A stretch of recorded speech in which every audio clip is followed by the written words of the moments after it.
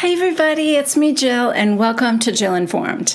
This is the recap of The Real Housewives of Orange County, Season 17, Episode 8. Backyard Bikini Clash. You guys, is this the first time we're seeing the taglines? It can't be, right? This is episode 8.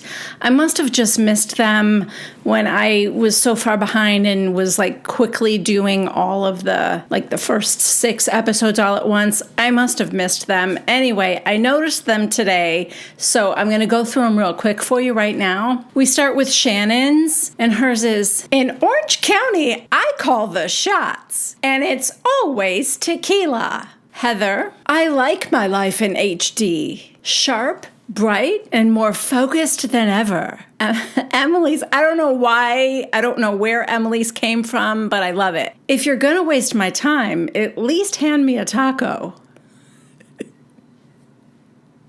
Gina, the difference between my past and present? Well, that's just apples and oranges. I mean, kind of cute. I get the double meaning. Apples for the New York ladies, oranges for the Orange County ladies. That one's not bad. Jen, my core might be strong, but my resilience is stronger. Well, we'll see. It's your first season. We'll see how strong your resilience is. And finally, Tamra. I might have been put on pause, but now I'm ready to play. All right. Okay, so let's get into episode 8. The first scene is with Emily and Shane, and they are getting their nose hairs in their ear hair plucked, waxed, pulled out. So hope nobody's eating right now. The worst part of this scene is that every time the technician yanked out the wax, she was examining what got pulled out. Ew. Is there any way I can pay you more to not comment on what you just pulled out of my nose and ears? Please? Can we do that? She's like, oh, that was a good one. No, don't do that. Anyway, during this little excursion, Emily is telling Shane that she's having a pool party for the ladies at his mom's house, which is dumb because he already knows. I don't know. Apparently she's having a plus-size slip and slide. She didn't say plus size. I don't know. Adult size slip and slide, I guess. Remember Annabelle was like, for women? A slip and slide for women? Hard to believe, but true. Okay, next we are down at the docks again. I feel like we've had so many boat rides and scenes on the water this season already. I feel like I don't remember that in early seasons of Orange County. Do you guys? Was there this much water action? Anyway, this time it is Taylor and Jen, and they're meeting there. I don't know where they are exactly. It's on the water. It kind of looks like Coney Island. It's that situation where there's an amusement park and popcorn and corn dogs and stuff like that. Anyway, Taylor has brought her daughter Kennedy, who is 16 now. Wow. And Kennedy has brought her friend Alexis. And Jen has brought her son Grayson, who is 13. And I guess Shannon is meeting them there as well. Anyway, they start to discuss the dinner at Nobu. Everyone's like, yeah, that was kind of rough. And Jen's like, I don't even know where this came from. Then we cut to Heather and Tamra. They are shopping together and they are also discussing the dinner at Nobu. Heather's like, I just felt like I was on the apology tour. I mean, I should just make a blanket apology to anyone I've ever met now. Which, I mean, she was kind of. The producers put together a little montage of all the times she said, I'm sorry. And then Tamra said, yeah, I'm kind of fuzzy on parts of that night. And Heather said, well, what part are you fuzzy about? And she said, the part with Jen. Sweetie, that was kind of the main part of the night. So I'm wondering, what's the part you weren't fuzzy on? The boat ride over? Anyway, Tamra goes, you know me. There's one thing I can't tolerate, and that's a damn liar. Oh, you're serious? Oh, okay. Unclear how she can tolerate being on the show again. I mean, isn't that almost a prerequisite of being on the show? Anyway, now we flip back over to the others at Coney Island. And Shannon's like, I think that you were insinuating that she was being overly flirty with Ryan. And Jen goes, oh my God, I was not insinuating that. I knew she wasn't. I also think that Tamra knew she wasn't. But, Tamra's been on pause and now she is here to play. Jen's like, I was basically just saying, don't be shitty. All those times when you and I and Heather Amin were talking, it was like, oh, the hot guy at the gym. I mean, we were all joking. And Taylor goes, so the stories that Tamra knows about Ryan, she heard those from Heather Amin? And Jen goes, I would assume. Then she tells them that she met Heather through Tamra, but she said that Heather used to be close to Ryan, I guess, before Jen even met Ryan. Then in Jen's confessional, she said, when we first met them at Cut Fitness, Tamra and I would always tease Heather Amin like, oh yeah, you two are just friends. Sure. And Heather would swear that she and Ryan were like brother and sister. And we're like, no way, those two are getting it on. But they were both like, absolutely not. The producer asked her if she believed them. And she said, I mean, not at the time, but now I do believe it. She thinks that Heather was probably in love with Ryan, but it wasn't reciprocated. Oh my God. Where did you come up with that theory? Let me guess. Ryan? Jen's like, why else would she be so concerned with someone else's relationship? Who knows? Maybe she had a change of heart. She feels bad that she didn't warn you about him before you got in a relationship. I don't know. Maybe she wants to be on the show. There's a million plausible reasons why Heather Amin is saying the stuff she's saying about Ryan right now, but I promise you, one of them is not that she's in love with him. And I don't even know either of them, but I still promise you that. Taylor's asking Jen, well, why would Heather Amin drip some information out like that would make your head spin? Jen goes, I don't know. Maybe she thought she would end up with Ryan. Again, no.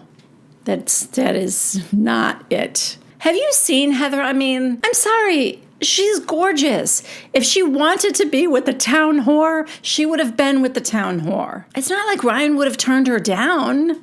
I mean, unless she's single. Maybe that was the issue. Then Jen tells Shannon and Taylor that after the dinner at Nobu, she sent Heather Amin a long text. A text that Tamra is about to read to Heather as we now cut over to those two as they're shopping. Tamra's reading it to her. Your name is the source of all information. I truly think we should talk this out. I'm sure from a personal and professional standpoint, you would not want us sharing any of your personal info. So then Heather goes, that's a threat. Tamra, yep. Heather's over it. I'm over it. Quick side note, that's not necessarily a threat. She's saying, you put all my personal stuff out there. I'm sure you wouldn't like it if someone put all of your personal stuff out there. I guess I could be wrong. I guess this could be a threat. That's not how it sounded to me, but whatever. So anyway, Tamra's like, yeah. So I said to Heather Amin, why don't you just come with me to the pool party? And they can just talk there. Oh, great idea. In her confessional, Tamra tells us that Heather Amin doesn't want to attack Jen. All three of us were really good friends. So maybe they can just talk it out and we can all be friends again. Sure. Let's ambush her on a plus-size slip and slide. She'll love that. All right, back at Coney Island, Jen tells the others, we used to hang out all the time with Tamra and Eddie, go on double dates.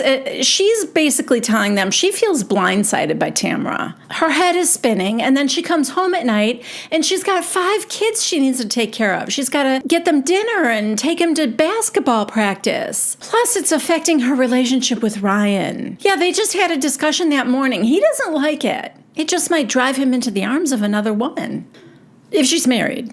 And Shannon's kind of empathizing, and she's like, oh, I understand. That's your private business. I wouldn't like it if people were talking about my relationship. That's a little foreshadowing right there, just so you know. Next, we are at the park with Gina and Travis and her kids, and Matt and his girlfriend, Britt. Yeah, they're just all having a playdate together. Gina loves their relationship now, and it's so good for the kids. It's going so well that Britt and I actually did a TikTok together. Okay. I don't know, guys. feel like part of me thinks that if you care at all about Britt, you will advise her to run away as fast as she can from the man who was physically violent toward you. But on the other hand, I assume Britt already knows this and is making her own decisions, which is fine, but still, if I were Gina, I would have a cautiously friendly but very distant relationship with him for the sake of the kids. And then I would have very, very little to do with him otherwise. The fact that you even have to maintain a relationship with your abuser is traumatic enough to me. And then just on top of that, the fact that your abuser is also the father of your children, it's heartbreaking. I would do my best for their sake, but I also, to be honest, would probably be doing the minimum. I definitely wouldn't be chit-chatting in the park with him and his girlfriend while the kids are off playing. No. Plus, she also did something, made a statement to the courts so that his charges would be dropped down to a misdemeanor or something. Again, she did that for the kids, but also it just feels creepy to me that he's getting away with it in a sense. I don't know. The whole thing disturbs me. Next, we're having drinks with Tamra and Emily. They meet at a restaurant. They both say that they like that they are friends again, but they also remind each other that they're bitches. So, you know. They're just keeping it real. Emily asks her how her relationship is going with Shannon. And Tamra goes, it's good. We just had dinner the other night, Eddie and I, with her and John. And Eddie hasn't been around Shannon in a very long time. So he kind of had them on the hot seat. Plus, as we know now, Eddie is team David Bador. So I don't think he really likes Shannon that much anyway. I'm sure he loves that Tamra's friends with her again. Although someone with Tamra for a wife really shouldn't be so hypercritical of other women. Just saying. So anyway, we get this little flashback of Eddie saying, so how long have you two been together? And John said 3 years. And he goes, oh, and you're not living together yet? And Shannon right away is, oh, well, he lives on the water, and it's very small. And Eddie goes, oh, so you're saying you can't fit Shannon and her 100 kids there with you? And John goes, yeah, they can't fit, which is precisely why you keep the place, I bet. Anyway, then Emily tells Tamra that Heather shared some stuff with her about Shannon and her relationship that is very concerning to Emily. And Tamra goes, yeah, she told me too. And Emily goes, yeah, and I think she told Gina too. Oh, wow. So the question is, who didn't Heather tell? In her confessional, Emily tells us that Heather told her that Shannon has said multiple things about her relationship with John that aren't great. However, it's like Fight Club. The first rule of Shannon's relationship is that you don't talk about Shannon's relationship. So Tamra and Emily are both like, yeah, I mean, neither of them want to mention it to Shannon because they think it's going to be very upsetting to her. They're both concerned, but they don't really want to bring it up. In Tamra's confessional, she said, I don't think Heather told everyone from a place of concern. I think she told people from a place of gossip. I just don't think Heather's a good friend. And I think Shannon needs to know this. Of course you do. Well, sorry, Heather, this is not going to be your season. Tamra tells Emily that after the pool party, she's having lunch with Shannon and she's going to gently bring it up. So Emily's like, well, okay, but, don't throw me under the bus. Like, we're in this together, you and I. We're both coming from a place of concern. And Tamra's like, yeah. Mm-hmm. Yeah, I don't trust Tamra, number one. Number two, this is going to go horribly wrong because, as we know, Shannon just said it would be horrible if she found out people were talking about her relationship. That's how she was showing empathy toward Jen. All right, next we get a little montage of everybody getting ready for the pool party. Heather Amin is at Tamra's house while Tamra's getting her glam done. Jen's at her own house getting her glam done, and she FaceTimes with Ryan. Ryan is...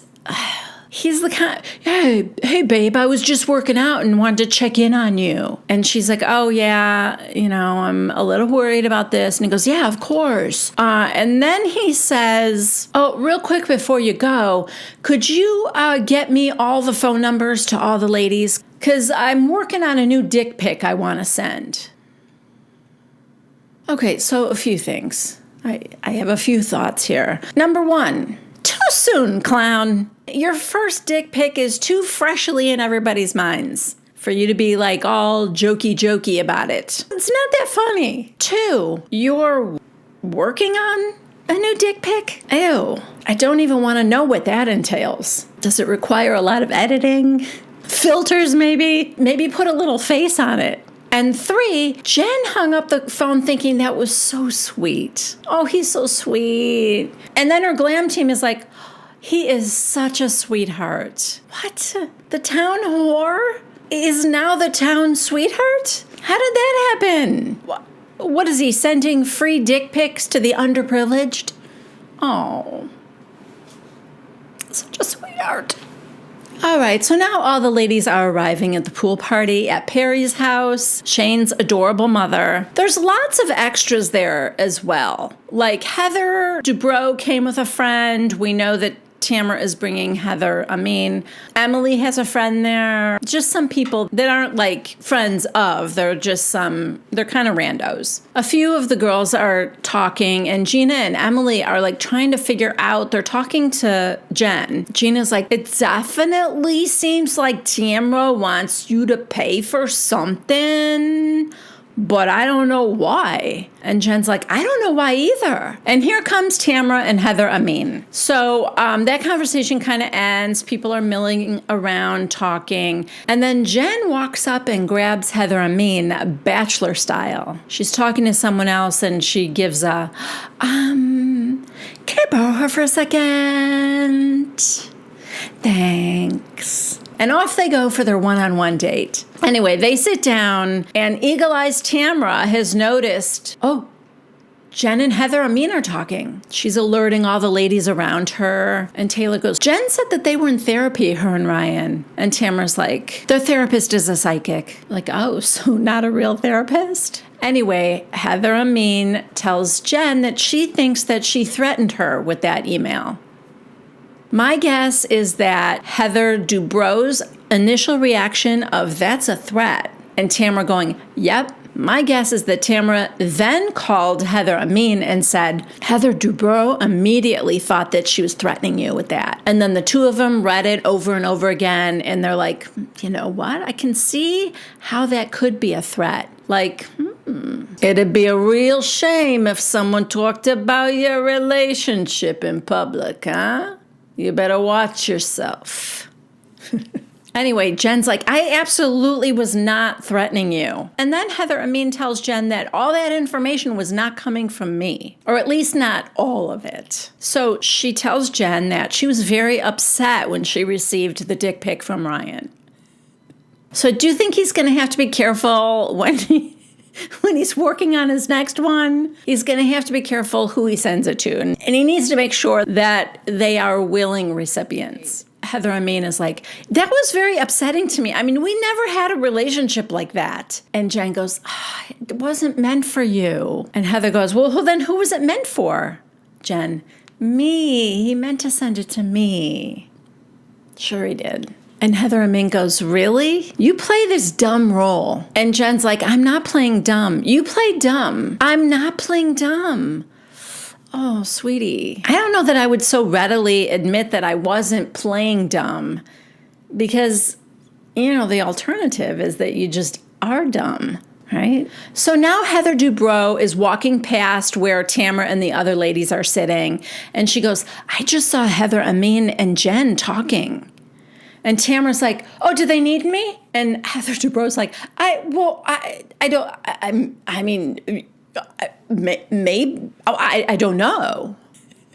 It doesn't matter. Tamara's on her feet, heading over there. And Shannon is on her heels. I'll go with you. Boy, I'll tell you one thing. The seasoned veterans, they know how to get their camera time. The cameras, of course, nothing's happening at this pool party. Nobody is even on the plus-size slip and slide. I don't even see it yet. So nothing's happening except this conversation between Heather Amin and Jen. So Tamara and apparently Shannon are going to be a part of it. Even though nobody said they needed you, Tamara. And Shannon, what are you going to do? Anyway, so now Tamara sits down. What's going on? And Jen goes, I was just telling her that I am done with people being involved in my relationship with Ryan. You can judge it. You can do this. You can do...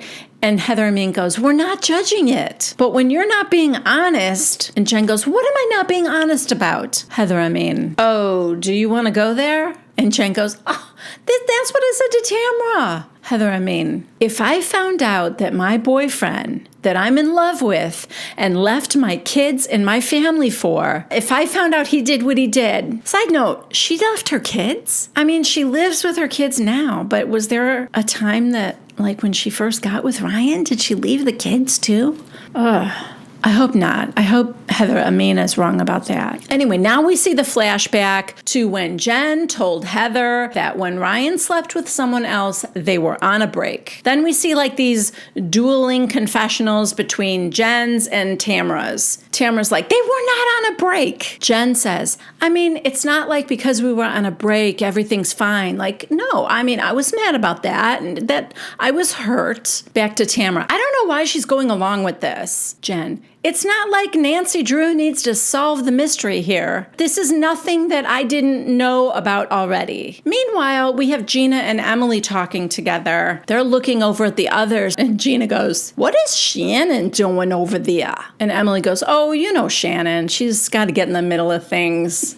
Cut back to the 4. Heather Amin goes, and you had no reaction to that. Where are your emotions? And Shannon goes, she has emotions. It's hard when you're happy in a relationship and you're hearing all this stuff that's not positive about your boyfriend. The camera pans over to Tamara and she's kind of like, oh boy. So to Jen, Tamara says, I was never hitting on your boyfriend. And Jen goes, I didn't say, I was making a point that you and I would joke all the time. So that's why I didn't understand why you're so uncomfortable now. Well, after some debate, the other ladies decide that they need more camera time, so they go over and join the 4 ladies. But very quickly, it appears that they are just mucking up the whole situation, and they're all like, you two just talk, just you two talk, and they kind of all go off again. Before she leaves, Heather Amin says to Jen, I had to distance myself from you because I could not co-sign with what Ryan was doing. Not because of you, because of him. And Jen just said, thank you, Heather Amin. Heather Amin. And I will never co-sign that behavior. Meanwhile, Taylor says to somebody, I think Shannon, oh my God, I feel like I'm married to Ryan. I'm annoyed just listening to this relationship. I'm fucking sick of Ryan and I never even met him. Same girl. Same. So now it's just Tamara and Jen left. And Tamara says, again, she's sorry. She was drinking too much and she keeps beating herself up about it. And she never should have thrown the napkin. But she just wanted Jen to stop lying for Ryan by saying they were on a break. Now Jen breaks down crying. And she said, look, we didn't know where things were going to end up. And in my mind, taking that time wasn't so we could take time with other people, because I didn't do that. So for this to keep coming up is a lot for me. She does say in her confessional that, you know, like, fool me once, shame on you. Fool me twice, shame on me. But that she is like taking notes. You know, Jen, that's great. That's a nice thing to say. But the fact of the matter is, it sounds like it's becoming more clear that he did cheat on you once. And so you already know that you're not the woman that finally changed him. He did it to you too. And I think you know that if he did it once, he's gonna do it again. So please, for your sake, move on. You're a stunningly beautiful woman and you have a lot to offer. I'm like Taylor, 8 episodes in and I am over Ryan. And finally, the plus-size slip and slide makes its first appearance and it's being wet down. Emily has a champagne gun in her hand and the party is about to begin. Oh, but poor Jen has had enough. Yeah, she's all tuckered out, so she's heading home, which is a shame because she's going to miss the fun part. And, you know, I get that she's not in a festive mood anymore, but I hate that she's going home to Ryan. Oh, God. Anyway, she leaves, and the others are having races sliding through the brown water. Yeah, apparently all those spray tans are leaking into the water on the slip and slide, and it looks disgusting. Oh my God. Heather Dubrow doesn't want to touch any of that stuff. So she's now put herself into a full body, like, scuba suit. In Emily's confessional, she goes, "When I envisioned this pool party, I imagined all my friends in hot bikinis. But what I got was Shannon in her Spanx and Heather Dubrow looking like a whale trainer at SeaWorld." All right, so now it's the next day or whenever, the next week. We get a bunch of little check-ins. I think it's Gina and Travis's anniversary. They're doing some shopping for the dinner. Emily bought donuts for Shane. And we are at a therapy session with Jen and Ryan. And Dr. Lonnie Montag, the intuitive healer. Yeah, Jen is like, one of my girlfriends introduced me to a whole new group of women, and there's just been a lot of stress with that. So Dr. Lori Montag says, "So what are you going to do to clear that energy?" Jen, why don't you lead us? Well, say no more. Dr. Lori Montag immediately breaks into a chant. Now, I can only guess that Dr. Lori Montag is a fan of Happy Days because she is channeling the Fonz. Her chant goes a little something like this.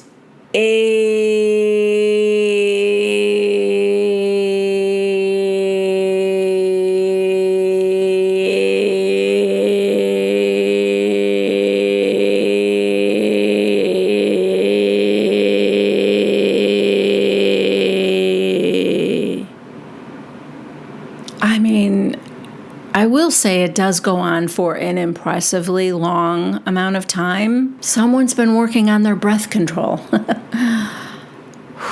I mean, I'm talking long enough for Jen and Ryan to both take a little nap, it looks like. Anyway, when she stops, they open their eyes, and Ryan says, "That was in my journal last night." What was in your journal? That chant? How would you even put that in a journal? Because I know what it looks like in my notes. A,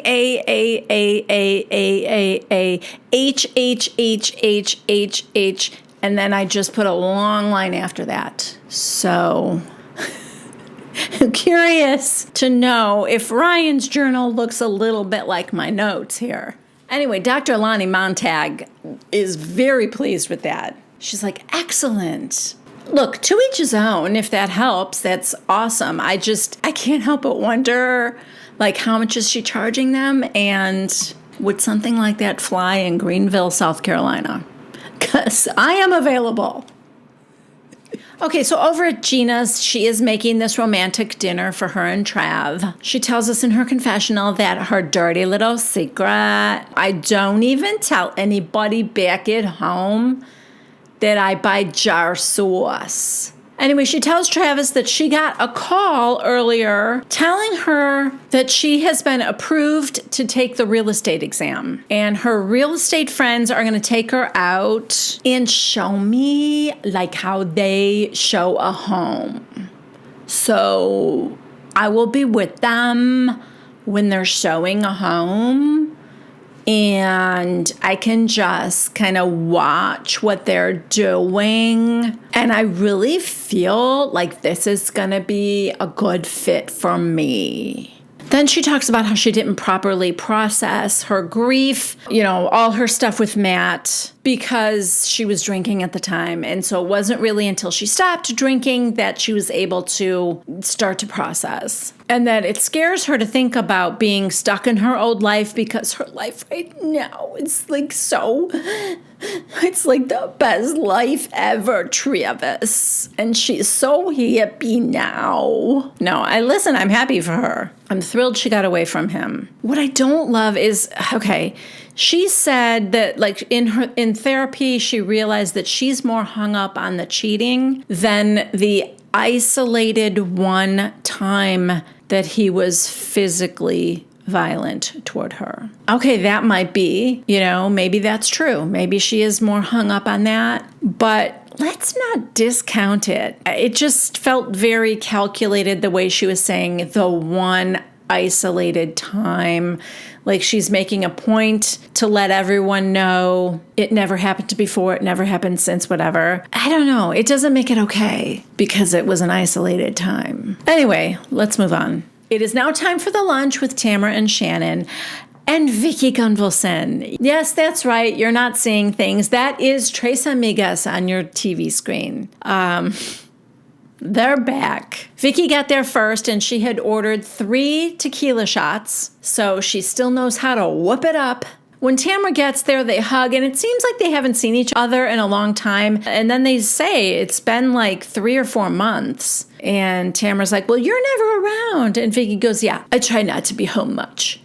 So she's got her place in Newport Beach and Puerto Vallarta, I think, and Kyoto? Is that in Japan? Where the hell's Kyoto? I gotta look that up. Okay, that is in Japan. Am I the only one that finds it hard to believe that Vicky owns a home in Japan? Vicky Gunvalson? I mean, it seems out of character. I don't know. Did I mishear her? If you guys know, let me know in the comments. Anyway, Vicky has a new boyfriend. She's been seeing him for about a year. His name is Michael. And in her confessional, the producer said, how's your sex life?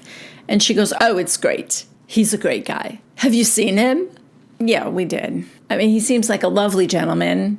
Listen, she's happy. But to be honest with you, I can't stop staring at Vicky in this confessional. It's not even what she looks like there at the restaurant with Tamara and Shannon. I mean, this is a new face, right? And possibly a new prescription.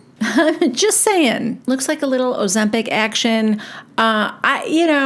I don't want to be one of those people that jumps to the Ozempic conclusion immediately for everybody. You know, Emily, if you see Emily's posts, she's looking very thin. Teresa Giudice is looking very thin. I'm not saying these women don't work out a lot because I know they do, particularly Emily. I know Emily has been working very, very hard, exercising and being healthy and stuff like that. But this is just a new level of thin, and let's just say I never realized how many housewives were diabetic. Let's put it that way. I'm not accusing anyone, but I'm just saying it's new. It just feels new to me. All right, so Shannon gets there. They do their shots. And Tamara asks Vicky if she's talked to Gina and Emily or Heather. And Vicky said that Gina and Emily no, because they're not in my wheelhouse. Oh, no.